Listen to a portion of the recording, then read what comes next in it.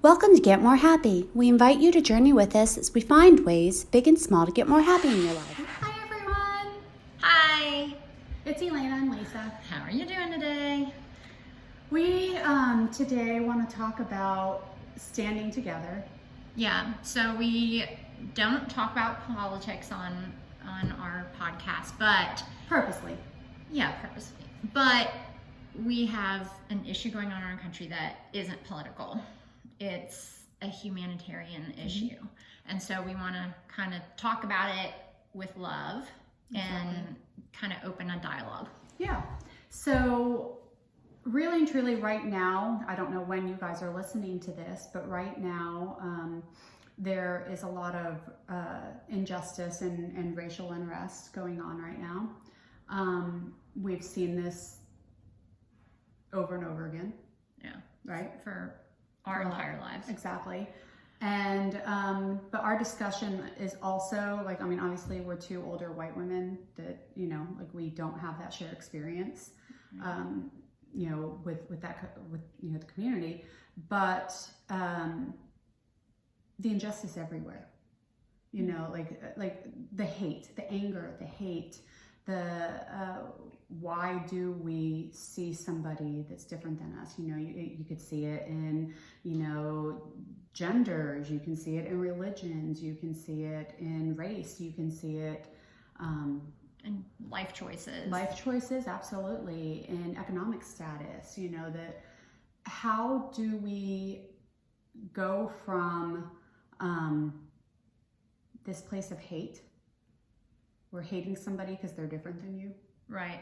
Which is interesting that you brought that up, because I am oblivious to a lot more than I thought I was oblivious to. And one term that had been used for years now was white privilege. And I couldn't wrap my brain around it. And I found it a little offensive, because I thought, oh gosh, just because I'm white doesn't mean I'm privileged. Like, to me, when I heard it, I thought it meant someone that had an easy life, someone that, you know, had everything handed to them, didn't have to work hard. And I thought, I have had horrendous struggles. You have had struggles. We've had terrible things done to us. Like, we are not privileged. But I was reading a beautiful post on Facebook by an African-American father.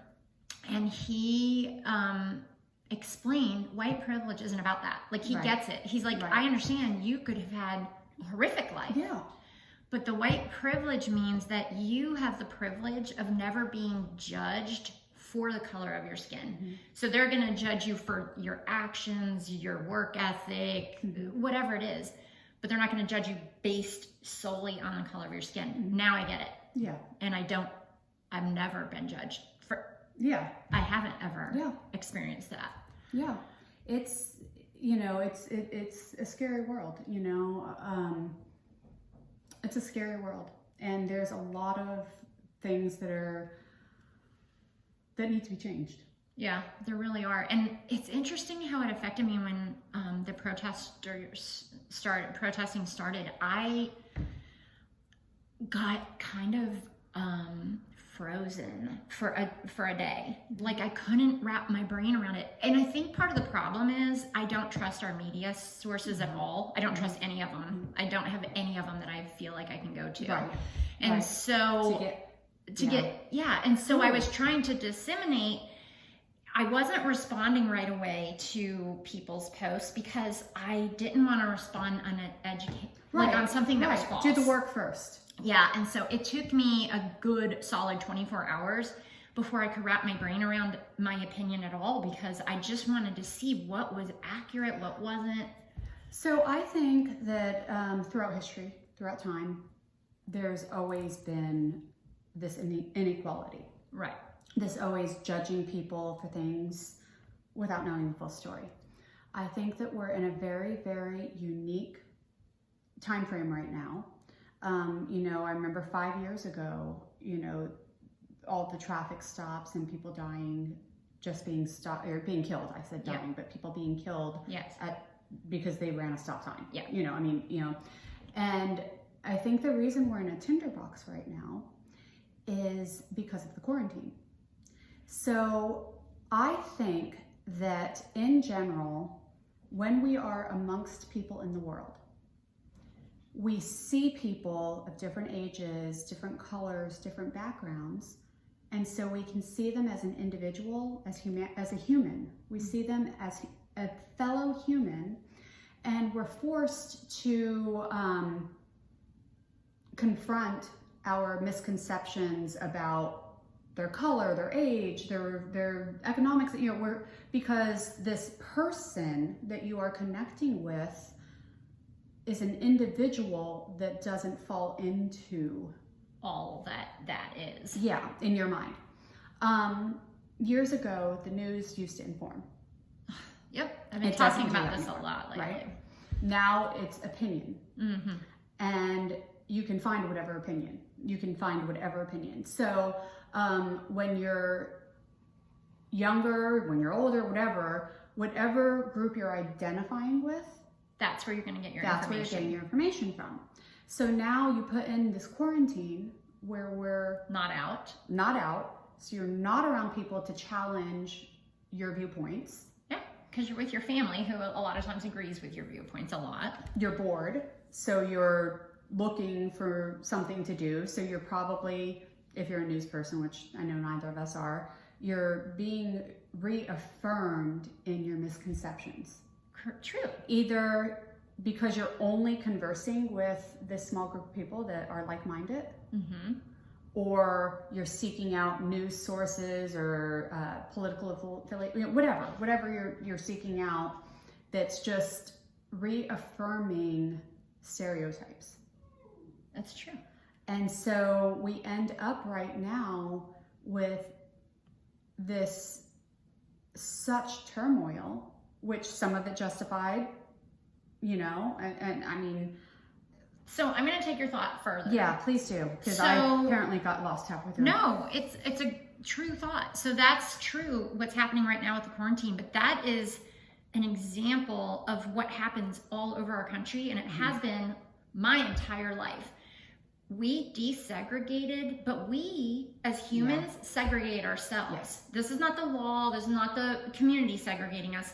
We segregate ourselves. We like to live near and go to things with people that are like-minded or like us. Mm-hmm. And we fall into these groups. You can see it all the time. Oh, absolutely.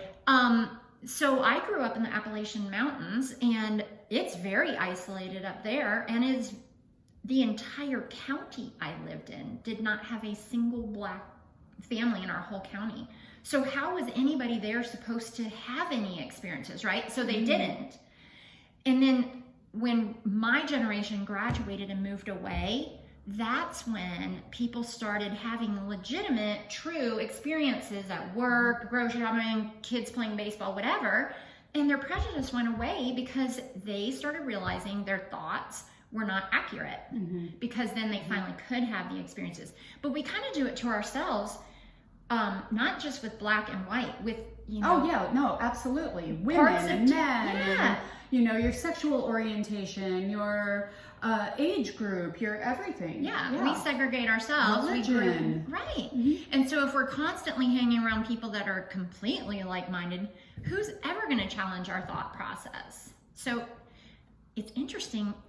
If I was to put a challenge out there to anybody, it would be, if you do like watching the news or reading the news, go to the opposing view and listen to what they're saying, not with your, I'm going to show them that they're wrong or they're all idiots, but listen to what they're saying and see if you can pull out pieces of it.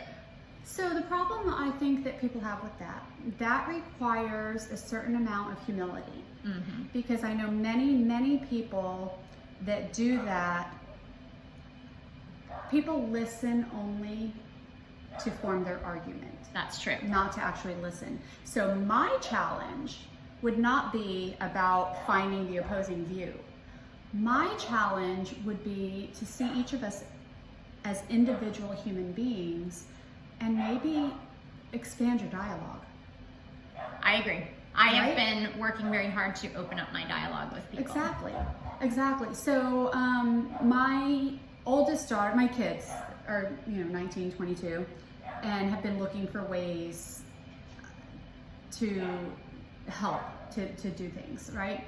And my oldest one came to me and she said, I see all this stuff on social media, right? And she's like, she's smart enough to know you see stuff on both sides. Right. But she's like, what does it do for anybody, me reposting things? That does nothing. It does nothing. Yeah. So she did her research and she was like, okay, I want to donate money. She's earning a living now. I want to donate money. I told her, I said, when you get ready to donate money to any cause, we've been actually talking about finding a charity for a while. I'm like, you need to do your research. Not just how much is going. How much goes to what the organization actually is doing with that money. Right. Because there's a lot of times where we give to a cause. I just found out a charity I've been giving to, a very, very worthwhile charity, a significant amount goes to advertising and administrative Admin, costs. yeah. So I found a similar organization that does the same mission, but the money goes to the cause. So not only that, but then also a lot of these unethical charities, or a lot of them are angry, from whatever side, are angry. And, I personally believe you're not going to do the right diffuse anger with anger. With anger, yes. Yeah, it all has to come from a point of love. Right. We have to love each other. Which is And be kind and recognize it. Yeah. So she's been doing that. She donated some money. She's been spreading the word that way. My younger one was asking me, she's a college student. She doesn't have money. yeah. What can she do? And I told her, I said, it's all about talking about it. Yeah. You can't pretend that it's not happening. No. We can't shove it under the rug. No, We because can't- it's our responsibility to take care of each other. When an Exactly. injustice is done against anybody, Exactly. any group, it's all of our responsibility Yes. as a community, as humans, to take care of each other and protect each other and stand up for each other. Yes. And sometimes the group or a person can't stand up for themselves, or people aren't listening to them. Yeah. So you need a louder voice. Yeah. And you need more people. It's like Martin Luther King's march. I mean, Yeah. there was 1 million people. No one in government could ignore it. Right. Because there were so many. So sign petitions, do peaceful protesting, write letters to your congressmen, your senators. And talk to people. Connect one-on-one with people. And challenge them, like when somebody comes and they only have one piece of the dialogue, it's our job to stand up and say, no, that's not what's happening, or that's not, also we can't claim to know understand anybody's plight, No. right? Unless it's our own place. Unless it's our own plight. That doesn't stop us from having that love and compassion and kindness to anyone that's hurt. Any individual that needs us. That's true. So do what you can to make platforms and help, and then allow people who this is their experience, help them get their voice heard. Yes. Yeah. All right. Well, thank you.